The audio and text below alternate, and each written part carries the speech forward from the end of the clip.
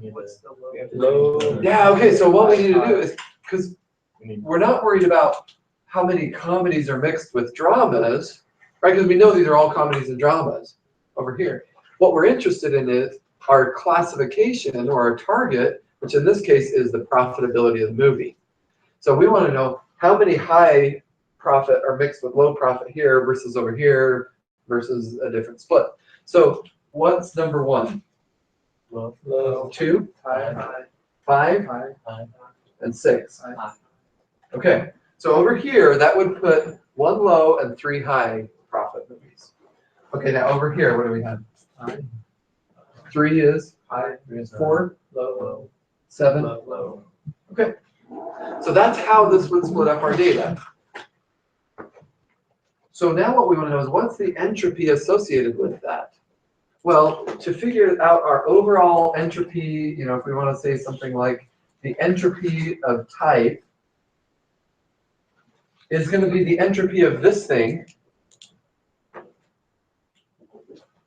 somehow averaged with the entropy of that thing, right? And that's going to give us our overall, so I'm going to say like entropy left and entropy right. This would be the weight of the right and left. Yeah, because if we just do a straight average, then it's like, well, what if you had 90% of my stuff over here and only 10% over here, and this was really pure. You're like, well, this, it's such a small amount, it doesn't really factor into this. And again, we might have 4 branches here that we're going to have to go through. And so instead of doing just a straight average, we're going to do a weighted average.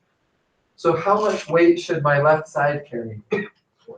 4/7. Yeah, I've got 4/7 here, right? So 4/7 times that plus 3/7 times this one.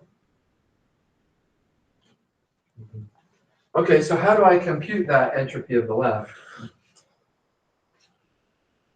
It's 4/7 log 2 4/7. Okay, so it's this sum of the negative p log p's. I just write log and we're okay with that. Yeah. Okay, so if we say it's the sum of the minus p log p's, then what are my different p's here? It's the probability of low. What is the probability of low in this set? 1 out of 4. Right? So it's 25%. If you go down this branch, 25% chance you're low. Based on that's my probability here, right? So we would say minus 1/4 log 1/4.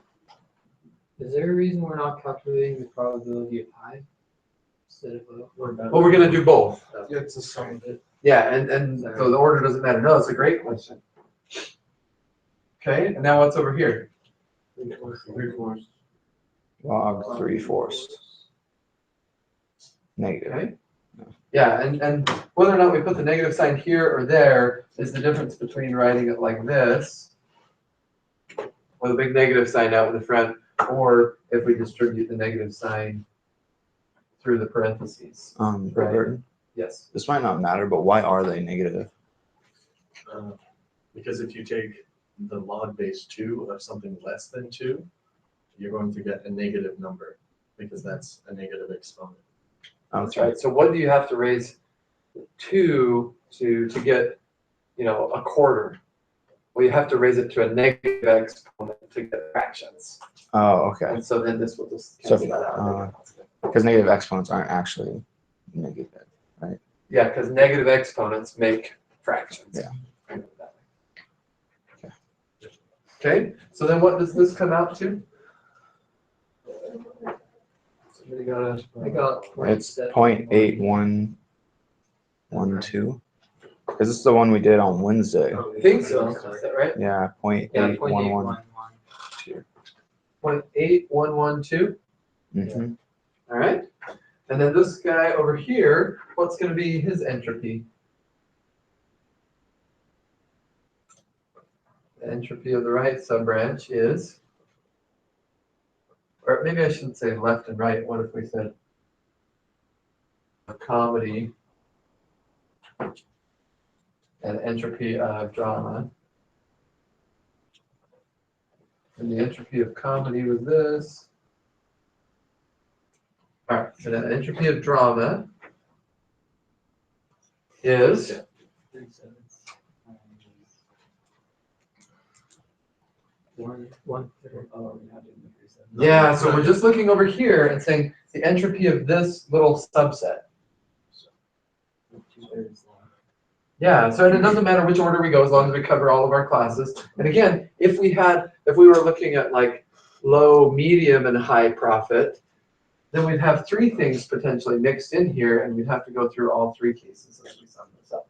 And in our case, we have just low and high. So let's do high first. Would be Negative. 2/3 log 2/3. yeah. Okay. So if I do high first, I'm 1/3. Negative Low. 1/3. So high would be 1/3 log 1/3 minus 2/3 log 2/3. Right? Yeah.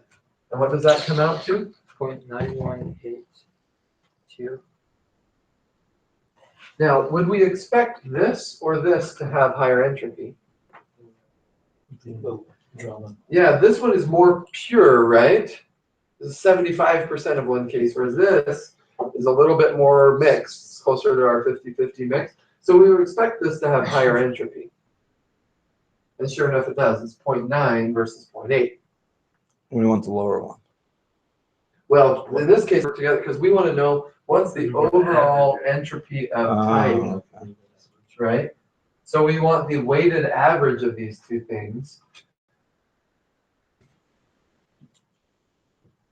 The entropy associated with type is 4/7 times 0.8112 plus 3/7 times 0.9182. Right? Which is 0.8571.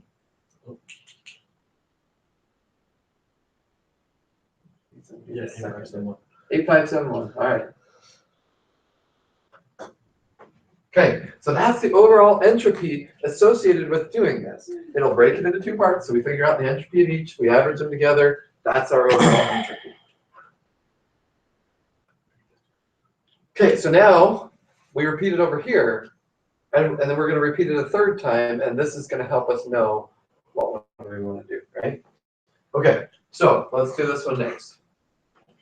The entropy here, well, or I guess, so what do we do? Tell me. So we'll go through, because we're doing shallow and deep, we'll go through Okay. and choose how many deep and shallow are on each side. So on the deep side, there's 4 out of 7. Okay, so which ones are they? 1, 3, and then on the right side is shallow, which is 2, 4, 6. Okay, And so everybody okay with that? All right, so number 1 is low, 2, High. or excuse me, 3. high, 3 is high? Yep. 5, high, 7. low, Okay, number 2, 4, low, 6. high. All right, so that's how this would partition it, right? Which is different than this. You can already tell it's gonna be worse You can already tell it's going to be worse. Well, how? because they're just not as pure sets. This Yeah, because we recognize that this and this are going to be the same, but this is worse than that, right? Full length. Because this is mixed all together. So this does a better job of separating them out. But let's calculate the numbers so that we can see that. But yeah, intuitively, that's exactly the case. So now we're going to come up with the entropy of deep, which is, Negative 2/4 log 2. yeah, minus 2/4 log 2/4 minus, 2/4. yeah, because this is high and that's low, but in this case, they both end up being 2/4 log 2/4. So if you put that through your calculator, what does it give us? 1. Okay, I'm okay with that. Now again, if we had a third class and they were all equal thirds, it doesn't come out to be 1. It comes out to be higher. So don't let that kind of, blow your mind. All we need is a relative ordering of these. Okay, so that gives us 1. All right, and then over here, the entropy associated with shallow is 0.918. Yeah, we've seen this before, right? It's minus 1/3 log 1/3 minus 2/3 log 2/3, which is 0.9182. How do we know that? Well, we just calculated it a second ago. Okay, so now the overall entropy associated with plot is a weighted average, right? So 4/7 times 1 plus 3/7 times,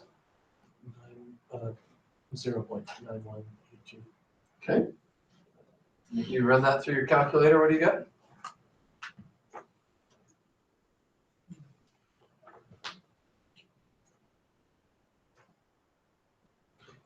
Yeah, 0.9649. Anybody want to second that?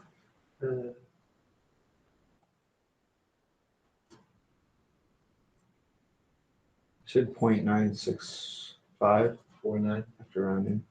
Okay. Yeah, going to 4. Perfect. Okay, so that's the entropy associated with doing plot. So which one do we like better? This is a lower entropy, and that's what we want, right? We're trying to lower the entropy of this and get it to be more pure. All right, so now we do stars. Let's put it on the window so we just keep our consistency. Can we, hey, brother, Yeah. can you try the blue marker? It's a little bit darker. Green doesn't really show up too well. All right. So if we split on stars, then what are our Yes. branches? Yeah, is this star actors yes or no? It doesn't have star actors. Okay. So it's for What is yes? Okay, so down the yes path, which ones come? 2, 3, and Wait, 1. wait, so somebody One, said one? two. Okay, One, 1, 2, 3, 3. And down the no path? 4 through 7. 4, 5, 6, 7. All right, number 1 is 2, 3, High. 4, Low. 5, High. 6, High. 7. Low. Great. Isn't this just the same? Oh, it is. As the first one. Right? Because we would come up here and we would say the entropy of Second one. yes is minus 1/3 log 1/3 minus 2/3 log 2/3, which happens to be 0.9182, right? And then we would have the entropy of no is 2/4 log 2/4 minus 2/4 log 2/4, which is 1. Okay, so then the weighted average entropy of stars is 3/7. 3/7 times Yeah. 0.9182 plus 4/7. 4/7 times 1, which off the top of my head is 0.9649. Right? Now in our case, we're going to see some of these come out because we just have the same kinds of numbers.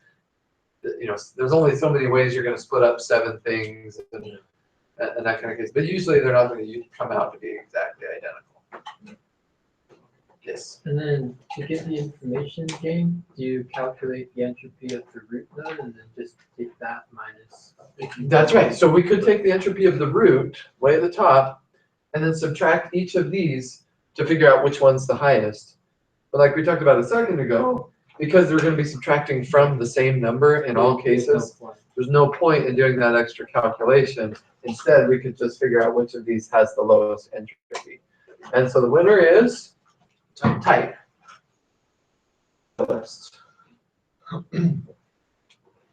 Yes. So just thinking about the algorithm, we can't really get away from having kind of the logic of, how much I say this? We can't really get away from having, comedy or drama hard coded into our data. you're gonna have to have something in your code that says, what are the possible values for this attribute? And that's something that it can go look up by looking at the unique values in a list, right? Yep. Good. All right. So somebody who's, Robert, you're our facilitator of today's class. Okay. Do you want to take a picture of each of those 3 boards before we erase them? Sorry, you will hang on, but I'll take a picture of them Okay. also. Or somebody else doesn't have to be Robert? They're okay? You can't read anything on that. Well, not on that, Screen. but Right. That's what, but they can hear stuff. Hello, career fair people. They can hear that. They love you. everyone went to the career fair. Career fair was my job. It's a lot of jobs. Okay, so now what do? We've done all these calculations. We like this one the best, so what do? And then we split it with on the remaining. Okay, good. So we know we're gonna do this, not either of these two. So we can erase these boards. But we have some other decisions to work with now, right?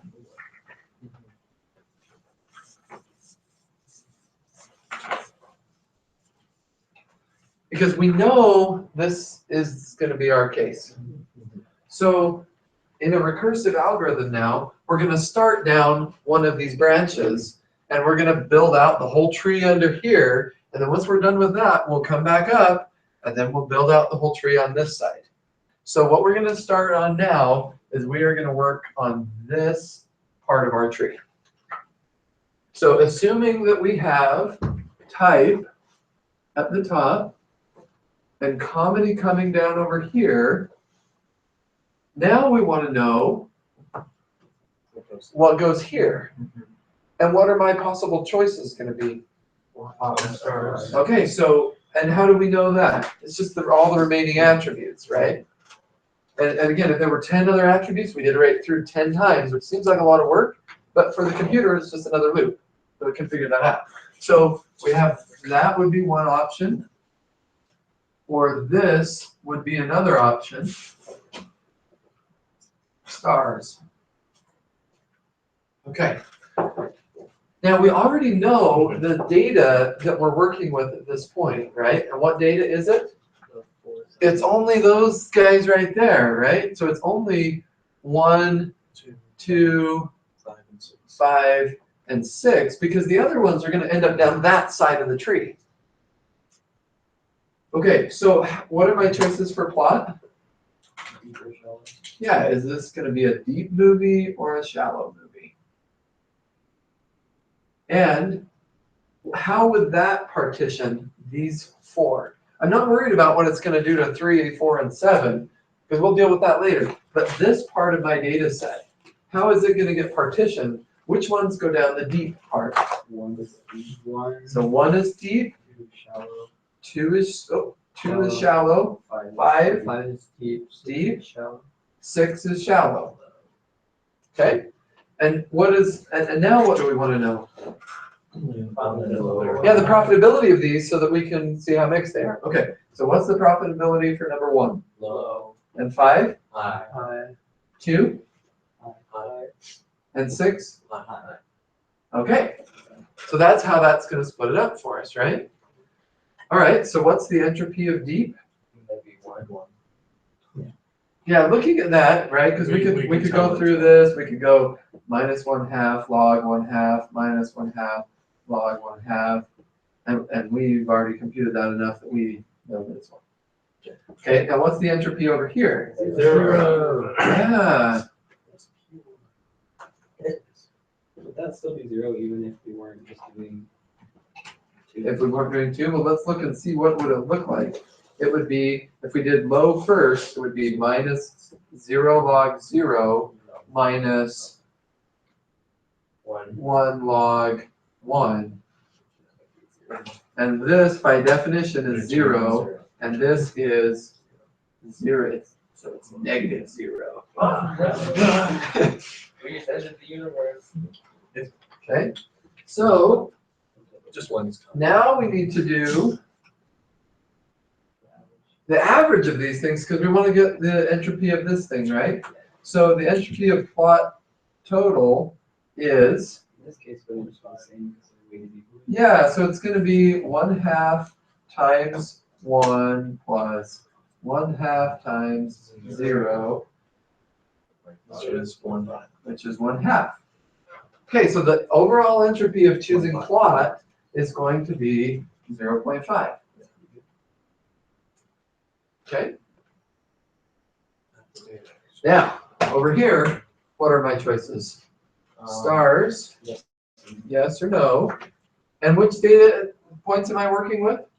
I'm gonna kind of note this down so I don't forget, but 1, 2, 5, 6. Yeah. Okay, so number 1, does it have stars? Yes. Number 2, Yes. number 5, No. and number 6. No. Okay, so now we need to figure out high or low profitability, right? So is number 1 profit high or low? Low. 2, 5. 6? 5. All right. It was the last one. Look at this, and what are we going to end up with? The entropy of stars is going to end up being 0.5. Yeah. Yes. So I was wondering with because a lot of like kind of it wasn't recursion, but like just a lot of the same numbers were appearing with the first set of data. Would it be better for the computer? Like, would you like to have a like kind of a save for those numbers?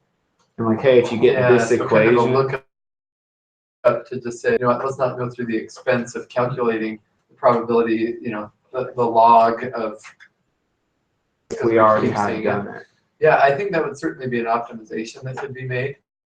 In this case, yeah, so you could imagine having a dictionary lookup or something like that. In this case, I wouldn't do it. I would try to keep your code simple, and then, but recognize that that absolutely could be, and it's the classic case of space versus time, right?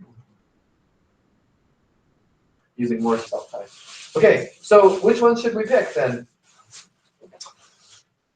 Stars. We have to pick one, right? Okay, who's got a coin? You want to flip it? We'll have a literal coin flip. Got an eraser. Okay, word side up, we choose plot. Okay. Yes. Word side up. Okay, so plot. So this is the one that we choose. Wait, do it 100 times. Yeah. Okay, and it doesn't really matter other than we just have to pick one. Oh, we should have not erased that. Okay. Oh, no. Robert, do you want to come get a picture of this at least? Well, they were the same, so. Yeah. If you switch your phone to like a paint app, you just go paint over. Put yes, no, stars. All right. This seems weirdly And let's use For the person's handwriting is Okay. All right. So, oh, actually, that wasn't E-type. Just delete that picture. Erase it from existence. Okay. That was E stars given type. It's the first thing. Okay, so now what do? Okay, we know that we're going to go to type, and then to here, and so our algorithm makes these two branches, and then is recursively called on this deep branch. Okay, so now we're kind of, if we're thinking of this, this is where we're at. We've got type, and we've come down the comedy branch, and in a minute we're going to go down somewhere else, and then we've asked plot, and we're coming down the deep branch, and in a minute we're going to do shallow. Okay, but our algorithm is just going recursively down the tree. So what items are we working with at this point in our life? 1 and 5. Now what potential attributes do we have to work with? Stars, right? At this point, we just have start. Now we should, if we were really being good, we would go down this each step of the way, and we would ask these questions. Do all of the examples, 1 and 5, have the same label? Yes. And the answer is low and high. So no. No. Okay. are we out of attributes or features? No, we've still got one. So that means we can use that attribute to further separate the data. If they all have the same, or we were out of attributes, then we stop. But in this case, we've got other things we can do, so let's do it. Okay, so 1 and 5. And what's my attribute? Stars? Okay, so which ones go down? Does 1 have stars? Yes. Does 5 have stars? No. Okay, good, so it's gonna split them. If it didn't split them, if they both had stars, then what would we end up doing? Just choose. We'd say, okay, we've asked all the questions we can, it still doesn't have a pure subset, so we pick the majority class, or we flip a coin, in this case, whatever. Right. In our case, we're feeling pretty good though, because 1 was what? Low, and 5 was high. And what's, I guess we don't even have to calculate entropy because we don't have any other choices to make. But so that's how it's going to be. So then, because this is a pure subset, our algorithm, we call over here, and we say, are all of the elements in there of the same class? Yes. So we make a leaf node, and what is the value of the leaf node? Low profit, right? And now are all of the, so now we recur down this branch. And what are these? High profit. Yeah, all of these movies, all of these movies were high profit movies. So we make a leaf node and we're done. So now we recur back up to this step. Okay, so now which ones came down the shallow line? 2 and 6. 2 and 6. Okay, good. Now, are all of these of the same type? Yes. Yes. So our algorithm has us create a leaf node here, which is Stars. high. Not another one of these, because we don't have to go through, because the first step in our recursion, our base case is, if all the elements have that value, then we're done. So they're all high, so we're done. So now you can see that when I ask, when you come in and say, I want to make a movie, okay, what type is it? It's a comedy. Okay, great. What is the plot like? If you say shallow, then I'm going to say, okay, this is going to be a good movie. Let's go ahead and make it. But if you say deep, then I'm going to ask you another question. Okay, so you want to make a deep comedy. Are you planning on putting star actors in that movie? And if you say yes, then I'm going to say, yeah, that's not going to work out. So we're not going to make that. If you say, oh no, we're not going to put stars in this. Oh, okay, that'll be fine then. Right? Now, once we come up with this, we could try to generate some intuition of why that might be the case. The algorithm's not going to do that for us. The algorithm's going to say this is the case. But then as movie making experts, we could come back and say, oh, well, maybe it's because stars, their salaries are so high, so we won't make up the difference in what we're going to, we could come up with some kind of an idea, but that's not what this algorithm is about. The algorithm is about what is consistent with the data at hand. Okay, good. So now we've done all this. Now we come up and do the other side, which is dramas. Oh, okay. So now we might have a totally different set of questions. Could we end up asking plot again? We might, but we don't have to. It might be that once you do drama, you just ask if it's going to have stars or not, and that solves all of your trouble. We'll have to compute the values and see, but there's nothing that says we can or cannot have them be the same at the second level. It just totally depends on what happens. Okay, so what are my choices at this point? 3, 4, and 7. Okay, so we have, so the ones that we're working with are 3, 4, and 7. And I have 2 ways to split this subtree, right? Namely, so I'm kind of do it over here. Namely, plot. So we said 3, 4, and 7. Or stars. And if I did plot, it was, which one have I been doing? Deep first? Deep, and shallow, and stars, yes or no. Okay, is number 3, is it deep or shallow? Deep, Okay, is 4 shallow, and 7? deep, Okay, let's keep going here. 3, highly profitable or not? High or low? high, 7, 4, low. okay. All right, now what's the entropy here? Yeah. Yeah, we're gonna end up with, Yeah, 1 on that side. okay, but now we're tempted to say, oh, this is gonna be exactly the same problem as here. But it's not quite because the weighting's gonna be different, right? So we're gonna end up with 2/3 log.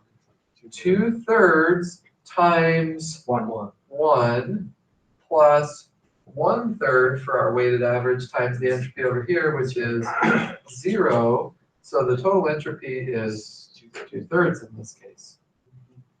All right, let's look at stars. Number 3, stars, yes or no? 4 No. and 7. No. Okay, so this split it slightly differently, right? Number 3 was higher low. High. 4, Low. 7. Low. Ah, cool, right? Because now, what does the entropy look like here? 1/3 times 0 plus 2/3 times 0, which is 0. Woo! Okay, so stars is our winner. So we know that that's going to be what comes next here. Stars. And so now we recur down the branches. Yes and no. So down this branch, do all of my, which ones came down this branch? 3? Yeah. And then over here it was 4 and 7. Do all of my items have the same class? Yes. Yes, and what is it? High. It's a high. So I make a leaf node that says high profit.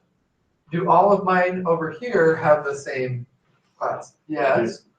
Low. I make a leaf node. Now we recur up, we're done, and the algorithm is finished. So we have induced a decision tree on this movie data using the ID3 algorithm now. Okay, so who's got a movie they want to make? Logan? You got a movie for us? So he comes into our office, he says he wants to make a movie. So what are we going to ask him? Is it a comedy or a drama? It's a comedy. Okay, then what do we do? What's the plot like? Super shallow. Okay, then what do we say? Sure. Great, this will be a profitable movie, right? Yeah. Morals out the window. Okay. Now, what if he would have said drama to us? Ooh. Then it depends, because if he's got star actors, it'll be good. But if he doesn't, it's not going to work out. So do we just not go to the plot at all?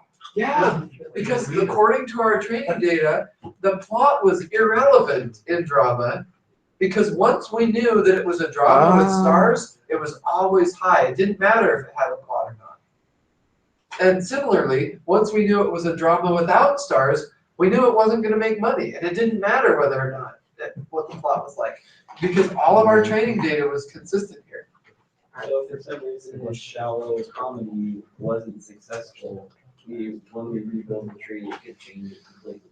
Ah, okay, so this is a great question. So this is how we built our tree. Once we've built the tree, it's there. We can throw away all of our training data, potentially. We don't have to save it like we did with Katie Nearest Neighbors. All we have to do is save this tree. And then it's quick to evaluate, right? With 3 questions, I can classify every movie. I don't have to go through and compute distances or anything like that. I've got this. But now the question is, Kendall says, okay, well, what if we start to gather more data? We make a few more movies, and we find out it's not consistent with our tree. Now what do we do? If he did this shallow comedy and it turned out to not make money, now do we come back here and just split this? No? What do we have to do?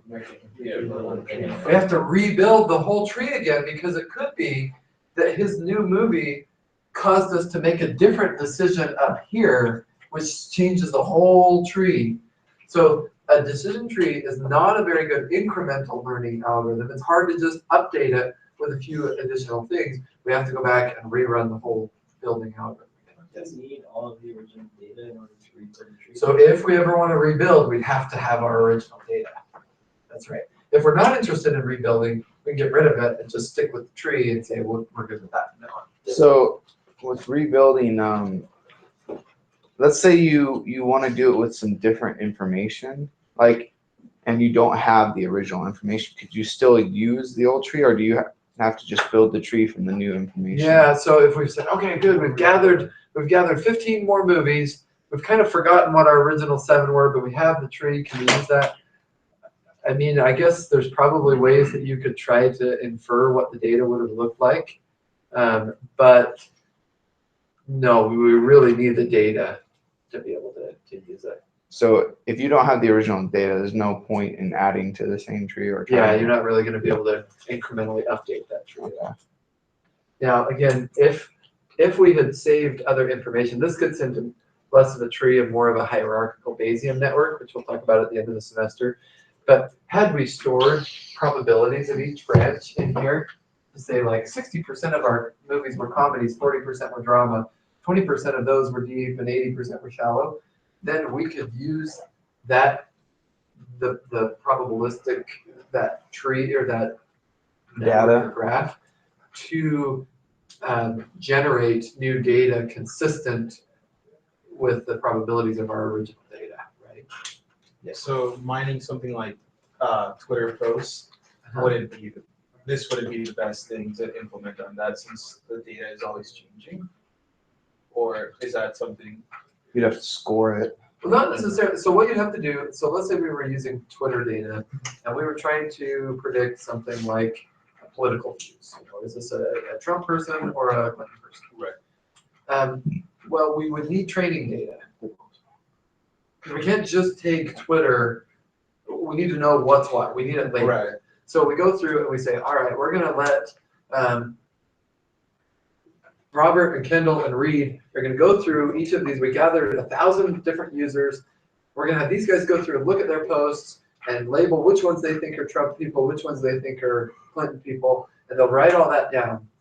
And then we'll look at it, we'll do an iterator reliability and say, oh yeah, if they ever disagreed, we'll take the majority vote, whatever. And then we come up, we've got some good training data on 1,000 people. Using that, we could build a decision tree based on certain attributes. Now we'd have to talk about what those attributes are, but then we could build this decision tree, and then we'd have that tree, we could use it. And then if we said, oh, okay, well, we've got a lot more data now. Another week has passed. Well, the question is, do we want to go get another training set and relabel, get another 1,000 users? And if so, then do we want to use our 1,000 plus the original 1,000 we already put that work in on? Or do we say, you know what, things have changed so much, we're only interested in this recency because maybe those original 1,000 have switched their views anyway or whatever. So we'd have to make those kinds of decisions. What kind of attributes would we use if we were doing Twitter data?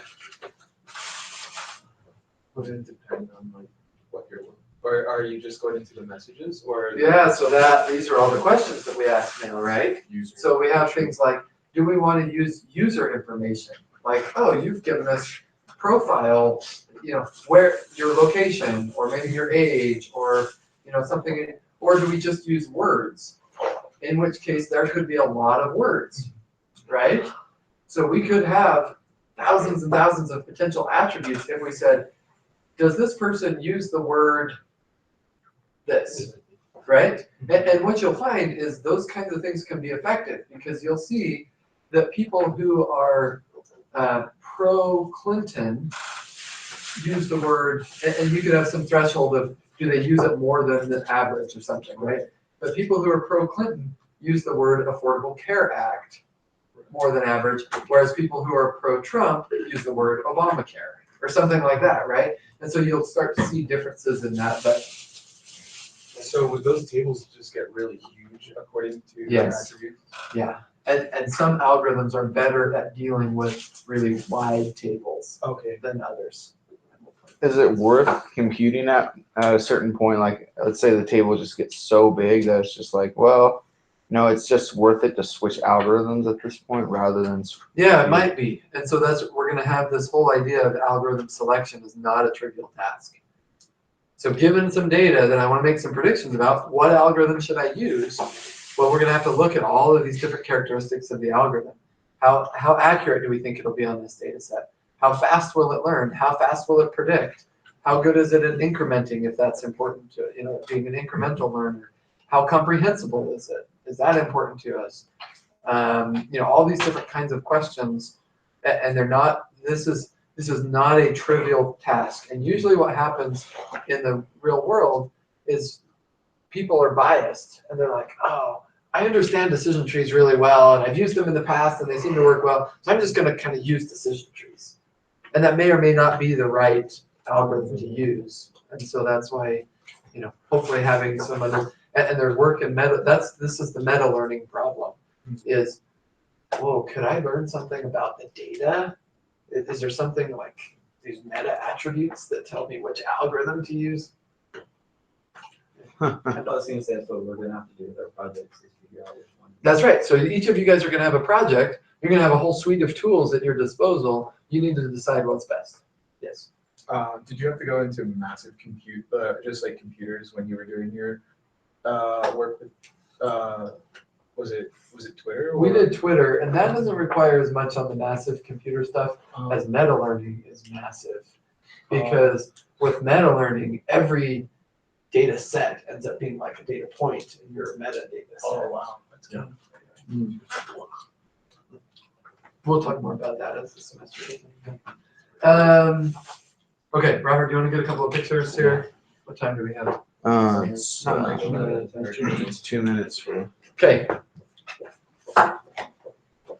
Other thoughts on decision trees. So we will on Monday. We will talk about a few other things. We'll talk about what it means to overfit data and pruning strategies that we could use to avoid overfitting. We will also talk a little bit, but in our last minute here, I guess we should mention it. In these cases, do we have nominal or numeric data? Nominal. And did that work for our decision tree pretty well? Yeah. Yeah, it's ideal for it, right? What would we do if instead of having star active, what if there was another category over here that said production cost, anticipated production cost, and we had just a dollar amount? How would that work in our algorithm? Budget, yeah. You could group them by like hundreds. Okay, well, there's not a really good way to make a branch for all of the different things, so we have to group them together in some way. Yeah. So if we have budgets that range from 0 to $1 billion, then we could go through and group those and say, well, we've got the, below $1 million, or the 1 million to 100 million, or the greater than 100 million, or something like that. Make that second group 2. Yeah, exactly. And then we just call it, maybe we give it a name like low budget, or maybe we just give it a name that's 0 to 1 million, or something like that, right? I was wondering, could you use like the z-score of that data to like split, like is that kind of? Yeah, so you could use, If so at the some z-score point, is below yeah, if we or have not. this number line that goes from Yeah. 0 to $1 billion, we need to break this up. Yeah. Now, we could pick a middle point and say high or low. We could pick 3 middle points, or 2 middle points, and break this into thirds. We could pick and break it into fourths or to fifths. Now, which is better? It totally depends, right? It's complicated. And this is the kind of thing that you could do for above and beyond stuff and say, I want to investigate different options. Now, one last thought for you, and we'll talk more about this on Monday.